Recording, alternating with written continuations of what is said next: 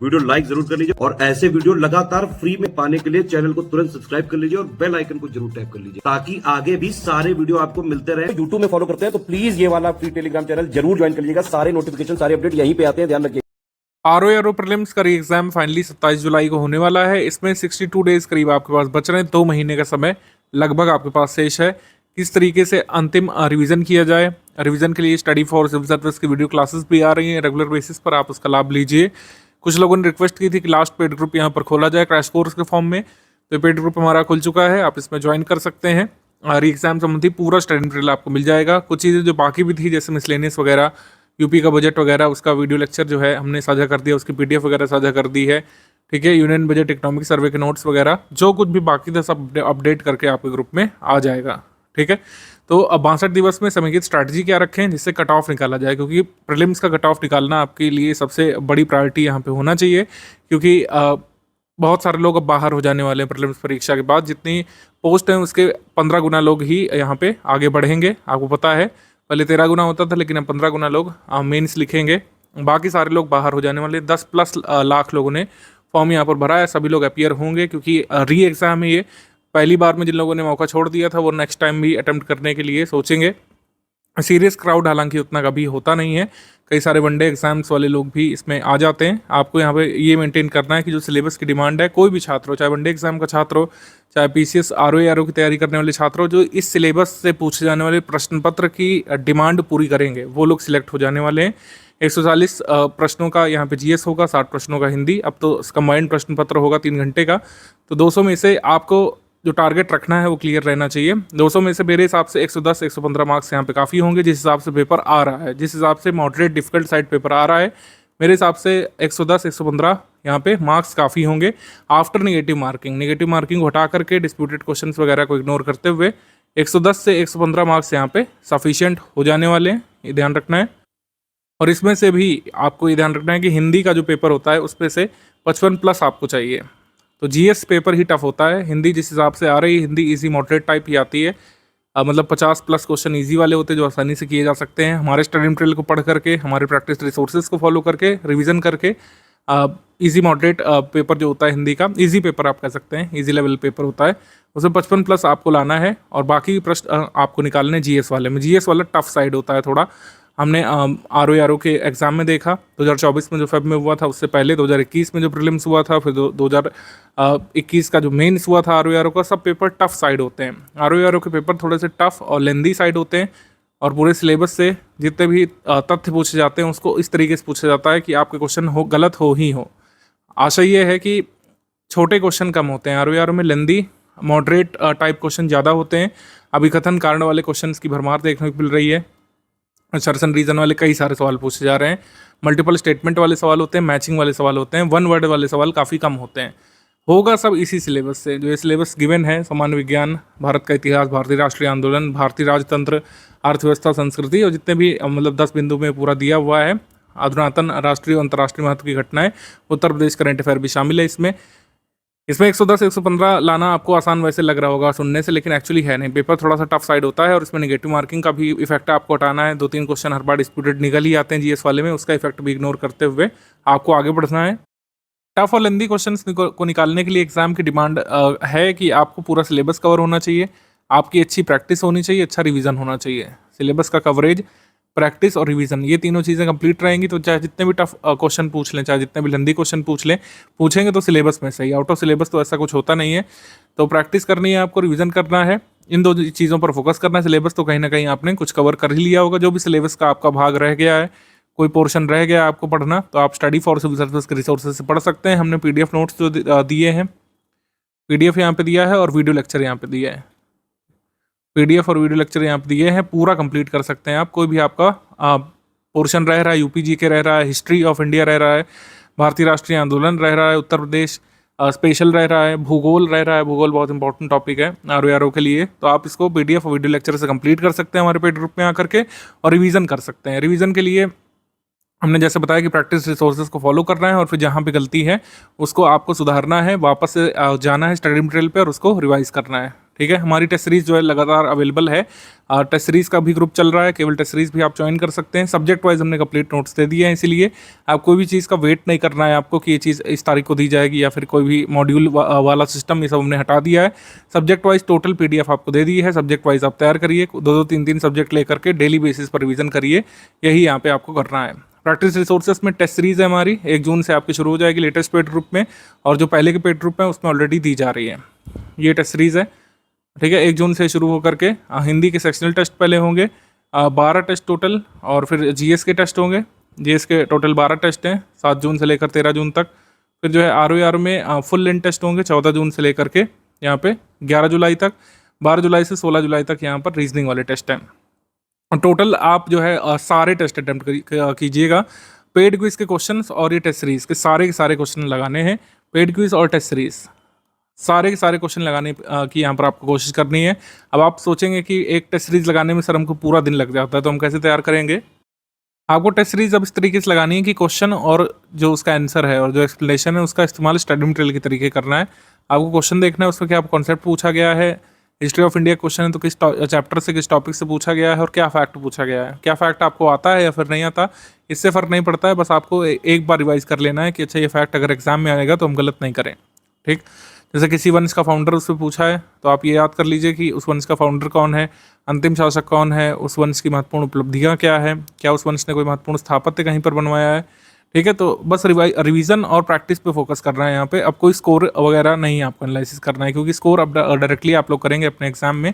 Test series का क्या score निकल रहा है, पेड क्विज में कितने क्वेश्चन आप सही कर रहे हैं, अब उतना मायने नहीं रखेगा जितना कि कवरेज आपको पूरा करना है। पेड क्विज के सारे सवाल यहाँ पे लगा लेने चाहिए मेरे हिसाब से।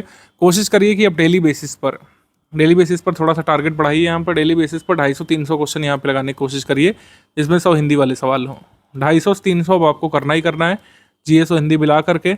बस आप क्वेश्चन अटेम्प्ट करिए, ठीक है। उसको चलते फिरते भी किया जा सकता है, मतलब आप थोड़ा सा रिवीजन कर रहे हैं, थोड़ा सा बोर हो रहे हैं लगातार टेक्स्ट पढ़ते हुए, आप अपना मोबाइल डिवाइस या लैपटॉप या टैबलेट उठाइए और उसमें टैप करना चालू करिए। क्वेश्चन पढ़ा आपने उसमें, ठीक है, उसको टैप किया और रिजल्ट आपके सामने आ जाता है पेड क्विज में तुरंत।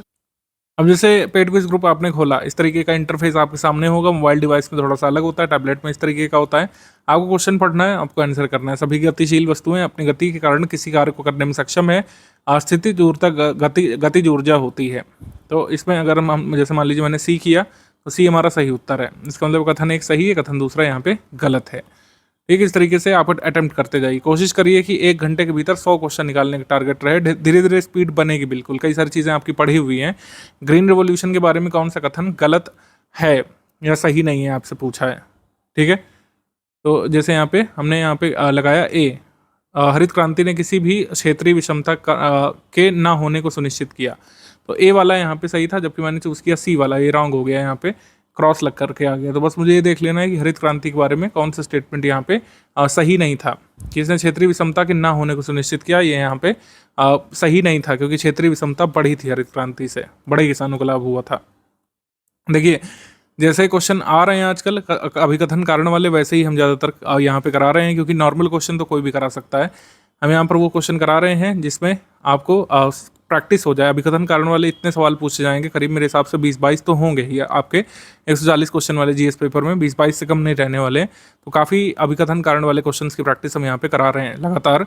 इस पर लिखा हुआ है कि energy is neither created not destroyed in a system of continuous mass. Energy flow in an ecosystem is not unidirectional. तो एनर्जी फ्लो जो है यूनिडायरेक्शनल होता है, यहाँ पे नॉट दिया हुआ है, तो ये सेकंड वाला इनकरेक्ट है। तो हमारा आंसर इसमें हो जाएगा C वाला। फर्स्ट करेक्ट है लेकिन सेकंड यहाँ पे इनकरेक्ट है। ऐसे ही इसको अटेम्प्ट करते जाना है। अभिकथन कारण वाले आपको दिख रहे हैं, और भी कई सारे हम करा रहे हैं इसमें। असर्शन रीजन वाले इस समय ज़्यादा करा रहे हैं क्योंकि एग्जाम नज़दीक है। कुछ 1 वर्ड वाले भी सवाल हैं, 2 कथन वाले सवाल जो कई सारे आते हैं, जोड़े में कथन पूछा जाता है कि A सही है या B सही है, या A और B दोनों सही है, या फिर A और B दोनों गलत हैं, या 1 और 2 दोनों सही है, केवल 1 सही है, केवल 2 सही है, या फिर 1 और 2 दोनों ही गलत हैं। ठीक है, तो जैसे क्वेश्चन आए थे आपके पेपर में फरवरी 2024 में, वैसे क्वेश्चन की प्रैक्टिस हम लोग करा रहे हैं। और ये सिर्फ इतने ही नहीं है, ये टेस्ट सीरीज वाले नहीं है, आपको पेड क्विज में, मतलब ये टेस्ट सीरीज वाले के अलावा पेड क्विज में ये सब कराए जा रहे हैं। टेस्ट सीरीज में भी अभिकथन कारण वाले सवाल हैं, टफ क्वेश्चन है, ट्रिकी क्वेश्चन है, मैचिंग वाले सवाल कई सारे टेस्ट सीरीज में है। मतलब आप टेस्ट सीरीज और पेड क्विज के इतने सारे सवाल जब लगा करके जाएंगे तो वहाँ पर एकदम से शौक नहीं लगेगा। ठीक है, शौक उन्हीं लोगों को लगता है जो लोग ऐसे क्वेश्चन देख कर ही नहीं जाते हैं कभी, सिर्फ पीवाईक्यू पढ़ करके जो लोग जाते हैं और अपने सामने एक टफ पेपर देखते हैं, तब उनको एक तरीके का धक्का लगता है कि अरे ये कौन सा पेपर आ गया है। ठीक है, तब उनका कॉन्फिडेंस लेवल इधर उधर हो जाता है। मेरा मानना है कि तैयारी के दौरान आपका कॉन्फिडेंस लेवल भले ही इधर उधर हो, एग्जाम में नहीं होगा अगर आपने लगातार पढ़ाई और प्रैक्टिस करी है तो, और इस तरीके के सवालों को अगर सॉल्व भी किया है तो।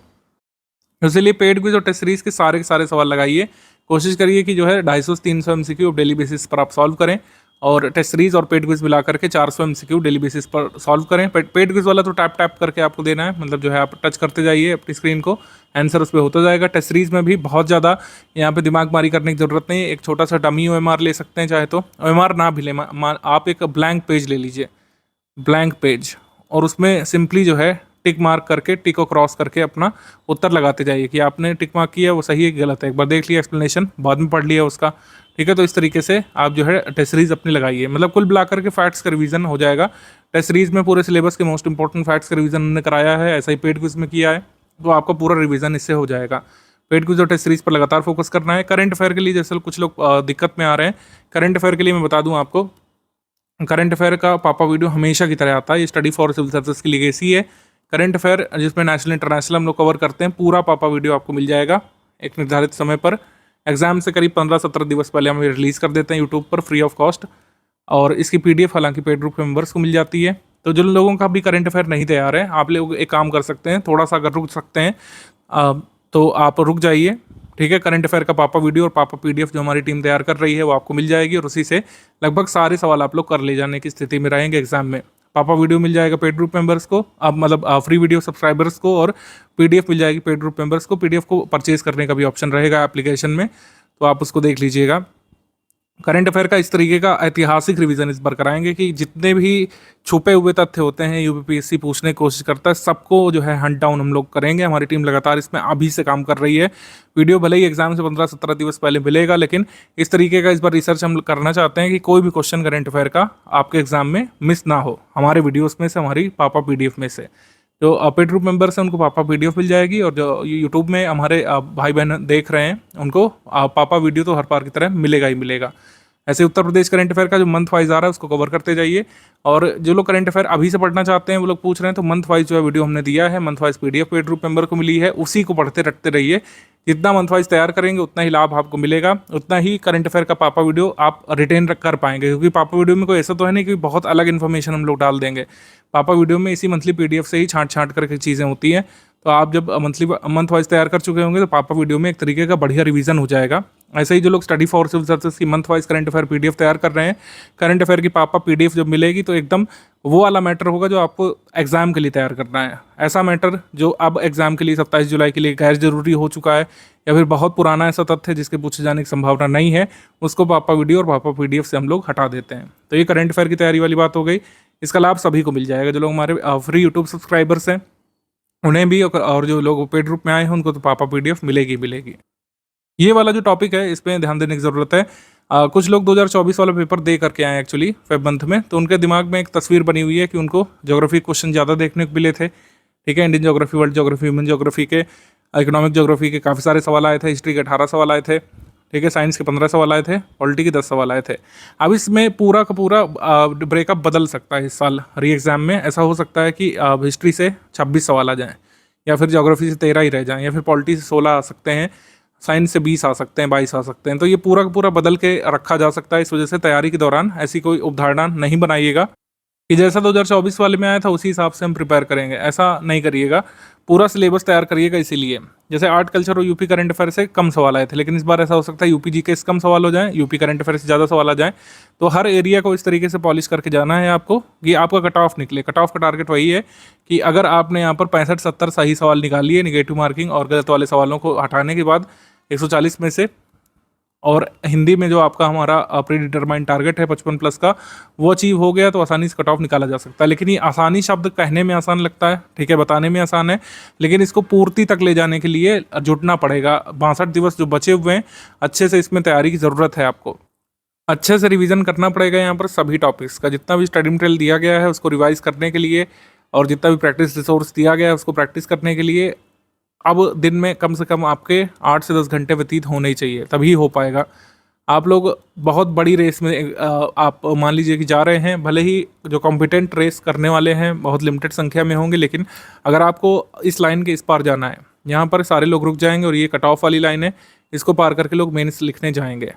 वैकेंसी हर साल नहीं आती है आर ओ की, ये कट ऑफ लाइन पार करना आपके जीवन के लिए बहुत ज़रूरी है, सभी के लिए बहुत ज़रूरी है। आप इसको प्रायोरिटी अगर मानते हैं तो 8-10 घंटे डेली बेसिस पर आप देंगे और आप ये इंश्योर करेंगे कि आपका कट ऑफ निकले और आप मेंस लिखें। ठीक है, तो बहुत दिन से ड्यू है एग्ज़ाम, काफ़ी दिन से ये एग्ज़ाम ड्यू है और कई सारे लोग जो है इसके लिए डेस्परेटली इंतज़ार भी कर रहे हैं। तो आप लोग लगातार अपनी पढ़ाई में बने रहिए, जिससे आप लोग भी कट ऑफ लाइन पार कर पाएँ, इस जगह पर ना रुक जाएं। ये बैरियर जो है, ये पेपर है प्रीलिम्स वाला, इसको बैरियर को पार करके आपको कट ऑफ के इस पार जाना है, जिससे आपको कट ऑफ निकाल करके मेंस लिखने का अवसर मिले, जिसमें कम लोग रह जाएंगे, पोस्ट के 15 गुना लोग ही रह जाएंगे। आर के पेपर में किसी भी टॉपिक से आपसे फैक्चुअल और कंसेप्चुअल क्वेश्चन यहाँ पे आयोग पूछने वाला है। दोनों की तैयारी के लिए हमने यहाँ पर पूरा इंतजाम कर रखा है। स्टडी मटेरियल और प्रैक्टिस रिसोर्स इस तरीके का बनाया गया है कि चाहे फैक्चुअल क्वेश्चन आ जाए, चाहे कंसेप्चुअल लेंदी ट्रिकी क्वेश्चन आ जाए, आप सॉल्व करने की स्थिति में होंगे। आप हमेशा ध्यान रखिए कि सारे के सारे सवाल नहीं निकालना है। कैसे, जैसे कई सारे लोगों के डाउट आए थे कमेंट सेक्शन में कि सर बहुत ज़्यादा मैटर हो रहा है, यूपीजीके में कई सारे फैक्ट हैं, ज्योग्राफी में, हिस्ट्री में है, पॉलिटी में भी कई सारे चीज़ें याद करने वाली है, आर्टिकल है, शेड्यूल है और पार्ट ऑफ कॉन्स्टिट्यूशन है, कई सारे अमेंडमेंट से संबंधित चीज़ें हमको ध्यान रखनी, कई सारे केसेस हैं, फंडामेंटल ड्यूटीज़ हैं, फंडामेंटल राइट्स हैं, उनसे जुड़े मुकदमे भी हैं। तो मैंने बताया कि कमेंट सेक्शन का आंसर हमने किया है पिछली बार भी कि सारी चीज़ें आपको लर्न नहीं करनी, ना आप कर पाएंगे। सारी चीज़ें क्या लर्न करने वाली नहीं, और क्या सारी चीज़ों को लर्न करना एग्जाम की डिमांड है? नहीं, एग्जाम की डिमांड क्या है? Cut off. और कट ऑफ कितने मार्क्स से निकलने वाला है मैंने आपको बता दिया है। पिछली बार जो RTI लगाया गया था 2021 पेपर के लिए, उसमें भी काफ़ी कम कट ऑफ गया था, क्योंकि उस साल भी काफ़ी टफ पेपर आया था। 2024 वाला पेपर भी टफ था, और अगर वो कैंसिल ना हुआ होता तो कट ऑफ जो है 110 से ज़्यादा उसकी नहीं जाने वाली थी जनरल के लिए। तो ऐसा ही पेपर लगातार इस बार भी आ जाता है अगर 27 जुलाई को। तो आप ये ध्यान रखिए कट ऑफ बहुत ज़्यादा नहीं रहेगा, और कट ऑफ ज़्यादा रहेगा तो इसका मतलब पेपर थोड़ा सा स्तर अपना गिराएगा। आपको सभी तरीके के लिए तैयार किया जाता है स्टडी फॉर सिविल सर्विस में। जैसे प्रधानमंत्री सूर्य घर मुफ्त बिजली योजना का मैंने बैकग्राउंड में लगा रखा है। अब इसमें फैक्चुअल सवाल ही बन सकता है कि सब्सिडी की अधिकतम राशि कितनी मिलती है, लॉन्च डेट क्या है। कंसेप्चुअल क्वेश्चन इसकी डिटेलिंग पर पूछा जा सकता है। यही जो सिनेरियो है सभी टॉपिक्स पर लागू होता है। दिल्ली सल्तनत से बहुत छोटा सवाल भी आ सकता है, शासकों की क्रोनोलॉजी भी आ सकती है कि शासक ने क्या क्या काम कराया, उनसे संबंधित भी आ सकता है। शासक और उसकी पत्नी से मिलाने को भी आ सकता है, शासक और उसके पुत्र से मिलाने को भी आ सकता है। वंशावली संबंधित सवाल आ सकता है, उनके द्वारा कराए गए विभिन्न निर्माण कार्यों संबंधी, आर्किटेक्चर संबंधी सवाल आ सकता है। सवाल कई तरीके के यहाँ पे बन सकते हैं, लेकिन वही बात है कि आप मन ही मन सवाल नहीं सॉल्व करेंगे। सवाल करने हैं तो पेड क्विज से करिए, स्टडी फॉर सिविल सर्विस की टेस्ट सीरीज से करिए। फालतू में पैनिक मोड में जाने की ज़रूरत नहीं है। जितना ज़्यादा आपका समय है आपका स्टडी और प्रैक्टिस में जाना चाहिए, तो इधर उधर की बातों में दिमाग नहीं लगेगा कि सर इतना सब कुछ कैसे तैयार होगा, क्या तैयार हो भी पाएगा कि या फिर नहीं। तो इन सब चीज़ों से बचिए। आप कुछ क्रिएटिव तरीके अपना सकते हैं अगर आपको पसंद है तो, जैसे मैप वगैरह का सहारा ले सकते हैं। मैपिंग वगैरह कैसे करते हैं मैंने बताया था। या आप एक ब्लैंक मैप लीजिए, पॉलिटिकल वाला, ब्लैंक पॉलिटिकल। आप इंडिया का मैप लीजिए, ब्लैंक पॉलिटिकल इंडिया का, और वर्ल्ड का मैप ले लीजिए, ठीक है। और उसमें जो है अपने लोकेशन भरिए यहाँ पे। कैसे? जैसे वर्ल्ड में मिनरल्स से इस साल क्वेश्चन एक्सपेक्टेड है, वर्ल्ड मिनरल्स से और इंडिया के मिनरल्स से, उसको भरिए आप। वर्ल्ड मिनरल्स इस साल काफ़ी इंपॉर्टेंट टॉपिक है। जैसे मिनरल्स में आप वर्ल्ड मैप में पहला वर्ल्ड मैप लीजिए, उसमें कोल का भरिए, कोल का। फिर पेट्रोलियम का भरिए, पेट्रोलियम का। फिर आयरन ओर का भरिए, फिर कॉपर का। ऐसे ही आप जो है 2, 4, 5 मैप, 10 मैप तक तैयार कर लीजिए। कुछ टॉपिक्स के मैप मतलब कुछ टॉपिक्स को मैपिंग से तैयार किया जा सकता है। जैसे माइंस है, कौन सी खदान कहाँ पाई जाती है, किस जिले में। खदान और जिला जैसे काफ़ी कन्फ्यूजिंग होता है, और जिला और राज्य कई बार मिलाने को आ जाता है, ठीक है। तो ये मैपिंग से ये सब चीज़ें की जा सकती है। मैपिंग बहुत ज़्यादा नंबर की तो नहीं आती आर में कि मैं आपको सजेस्ट करूँ या फिर एक सेपरेट वीडियो दूँ मैप के लिए। लेकिन जो वर्ल्ड ज्योग्राफी वाली चीज़ होती है, कंट्री कैपिटल हो गया, कौन सा जो है कह सकते हैं आइलैंड किस देश का है, ये पूछ सकते हैं आपसे। बहुत सारी लिस्टिंग हो सकती है जो हमारे स्टडी मटेरियल में ऑलरेडी कवर्ड है। उस लिस्टिंग को तैयार करने के लिए आप मैपिंग का सहारा चाहे तो ले सकते हैं। अगर नहीं भी लेंगे, मल्टीपल टाइम्स रिवीजन से भी काम बन जाता है, तो उससे आप काम चला सकते हैं। कुल मिलाकर ये है कि स्टडी को इंटरेस्टिंग बनाइए, बर्डन नहीं होने दीजिए लाइफ में, वरना समस्या हो जाएगी। ये एग्ज़ाम को आपको सीरियसली लेना है, लेकिन आपको ये भी ध्यान रखना है कि ये एक लाइफ का एक एग्ज़ाम है, ठीक है, यही लाइफ नहीं है, ये ध्यान रखना है। यही ध्यान रखते हुए आगे बढ़ना है कि हमें एक गोल हमने अपने मन में डिसाइड किया है। आपने खुद जाके फॉर्म भरा था, सरकार ने ज़बरदस्ती नहीं भराया, आयोग ने, आपने बाकायदा OTR किया, फॉर्म भरा, और जब वैकेंसी आई थी तो आप काफ़ी उत्साहित भी थे इस परीक्षा को देने के लिए और RO का पद प्राप्त करने के लिए, तो उसी पर अडिग रहना है, ठीक है। हिंदी के सारे सवाल लगाना है पेड क्विज में, सारी टेस्ट सीरीज सॉल्व करना है हिंदी की, और हिंदी का स्टडी मटेरियल जो है एक बार और दोहरा लीजिएगा एग्जाम से पहले, 1-2 बार, 60 दिवस में इतना किया जा सकता है। तो हिंदी में 55+ का मामला बन जाएगा। और GS में भी अगर आपने हमारा पूरा स्टडी मटेरियल एक बार पढ़ लिया, एक बार रीडिंग कर लिया आपने, एक बार रिवीजन कर लिया, रिवीजन एक्चुअली 2 बार किया जा सकता है, अभी 2 बार रिवीजन कर लिया, और टेस्ट सीरीज के सारे सवाल अगर GS में लगा लिए, पेड क्विज के सवाल लगा लीजिए, तो अभी भी कट ऑफ निकालने की स्थिति में आप आ सकते हैं। Cut off limited number of लोग ही निकालेंगे। हम ये नहीं क्लेम करते हैं कि जितने भी student study for civil service में इनरोल हुए हैं वो सारे के सारे कट ऑफ निकाल लेंगे, ऐसा कभी नहीं होगा। लेकिन मैक्सिमम लोग स्टडी फॉर सिविल सर्विस से पढ़ने वाले कट ऑफ निकालते हैं, क्योंकि हम वो रिसोर्सेज अवेलेबल कराते हैं जिससे आपका एग्जाम निकल सकता है। हम वो रिसोर्सेज अवेलेबल कराते हैं हमारे स्टडी मटेरियल और कह सकते हैं पेड प्रैक्टिस रिसोर्सेज के फॉर्म में, जो एग्ज़ाम की डिमांड को पूरी करते हैं। एग्ज़ाम की डिमांड समझने में स्टडी फॉर सिविल सर्विस की टीम लगातार एनालिसिस करती है, साल दर साल हमने खुद को इम्प्रूव किया इसमें, और एग्ज़ाम की डिमांड पूरा करने के लिए हम लोग पेड ग्रुप शुरू करते हैं। जो लोग भी हमारे साथ आकर के स्ट्रैटेजी के हिसाब से लगातार आगे बढ़ते जाते हैं, हमारे दिए हुए सारे रिसोर्सेज को लगाते हैं, पेड क्विज लगाते हैं, टेस्ट सीरीज लगाते हैं, और स्टडी मटेरियल की रीडिंग और रिवीजन करते हैं, वो लोग सिलेक्ट होते रहे हैं। आप भी हो सकते हैं। इस साल 2023 वाला आप देख रहे हैं पेपर 2025 में जुलाई मंथ में होने जा रहा है, तो प्रोसेस ऑलरेडी काफ़ी लेट हो चुकी है। इसका मेंस एग्जाम वगैरह जल्द होगा, आपको उसमें अपीयर होना है, तो प्री जरूर यहाँ पे क्लियर करना होगा। और प्री क्लियर करने के लिए 60-62 दिवस जो बचे हुए हैं उसमें अच्छे से आप लोग ये काम कर लीजिए, जो पूरा हमने स्ट्रैटेजी में बताया है, ठीक है।